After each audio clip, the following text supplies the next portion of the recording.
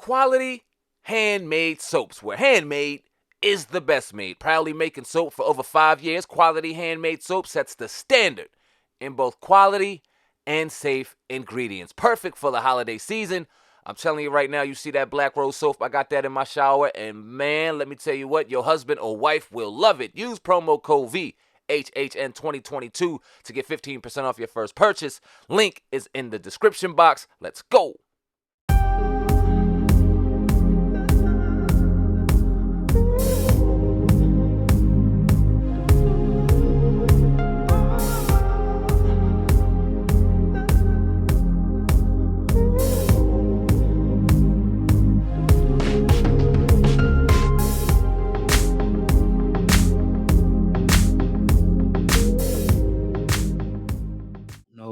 You were alluding to being molested when you were a youngster. I think it was by your uncle. Yeah. How did that affect your life going forward? Because we often hear stories about this, but it never happened to me. Never happened to my cousin over here. So how did that affect your life moving forward, knowing you were molested by your own uncle?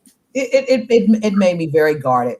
It made me very much like, and not being able to be vocal. My grandmother, she, God rest her soul, she did the best she could. She was, a prescription drug addict. And people don't understand that when you say that, it sounds harsh, but a lot of seniors are hooked on medication even now, right now, and that they take 40, 50, 60 pills a day.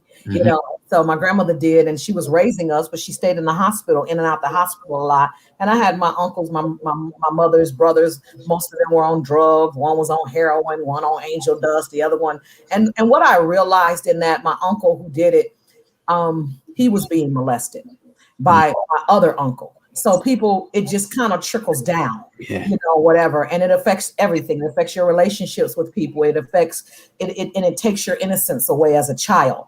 So I tell people all the time, when you want to drop your kid off at somebody's house or anything, and that kid is crying and screaming bloody murder, it's something going on over there. It's something happening at that house. And you need to take, so I know those signs. I know those warning signs. And that was my job, was to protect my son. And that generational curse stopped with him. I don't do it. My son doesn't do it. So, and that's been a lot of my thing. I've broken a lot of generational curses in my family as well. So it is what it is. And I blocked it from my memory for years and years and years. So when people say, when you see these scandals going on and people, remember stuff from 20 and 30 years ago, I know that to be true.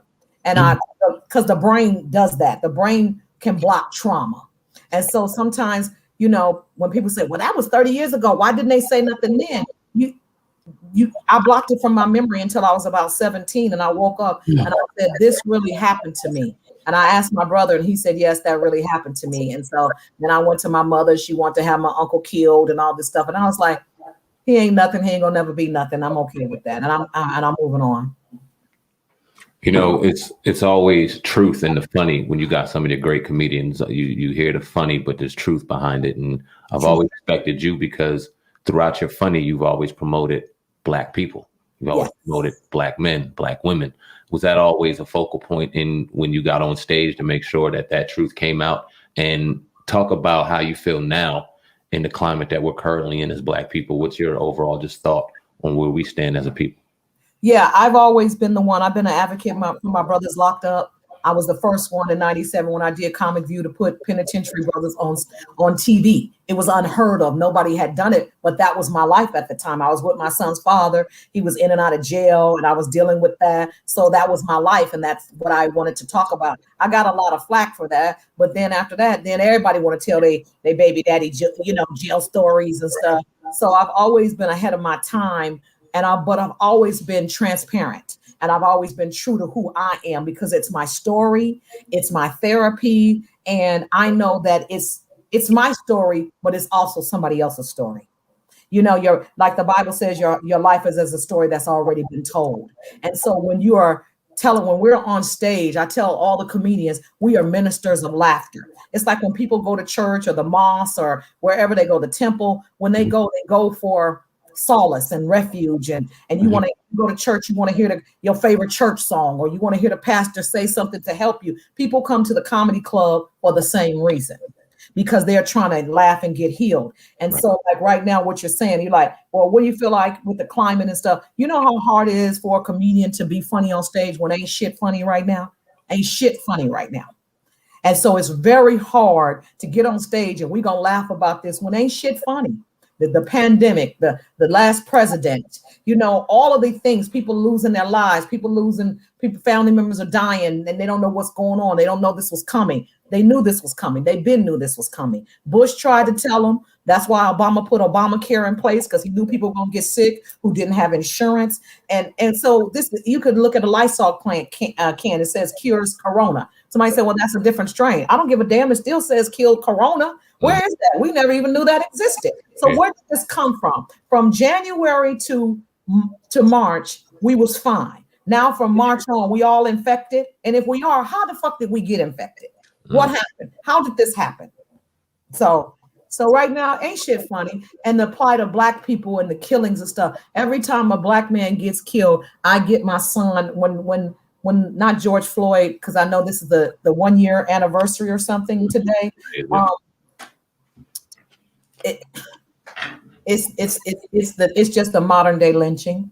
That's basically what it is. It's just a modern day lynching. They traded in the hoods and put on uniforms, and they're just so scared of us as a people. But I have a Black son.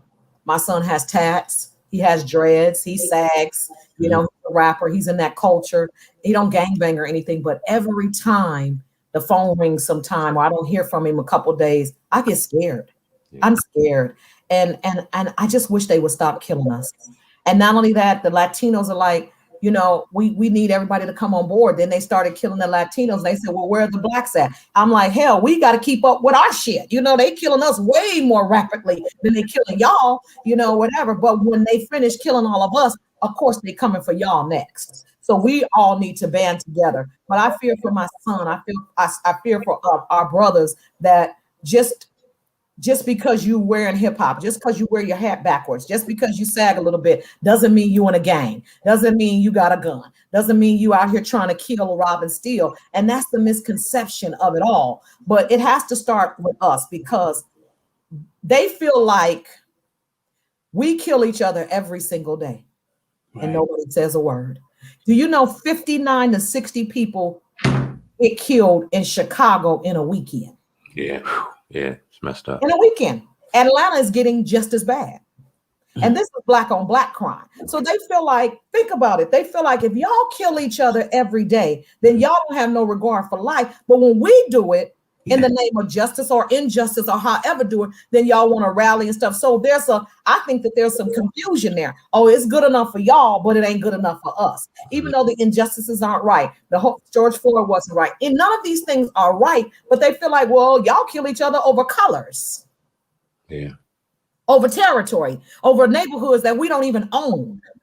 Mm-hmm. I don't have a problem with the gang banging and all this stuff. I have a problem that you're not banging in the right thing. When it first started with Tukey and them and Raymond and all them first started, the Bloods and the Crips, it was about unity. It was about your mom not home. You don't have a father in the family. So we're going to embrace you, young brother, and protect you. And somehow that got messed up, you know, whatever. Even the Black Panthers, it started off as, you know, free lunches and WIC programs and helping, you know, and they don't want us to come together because they know how powerful we really could be. Yeah. You know, yeah. Definitely co-sign that. Let's transition a little bit and talk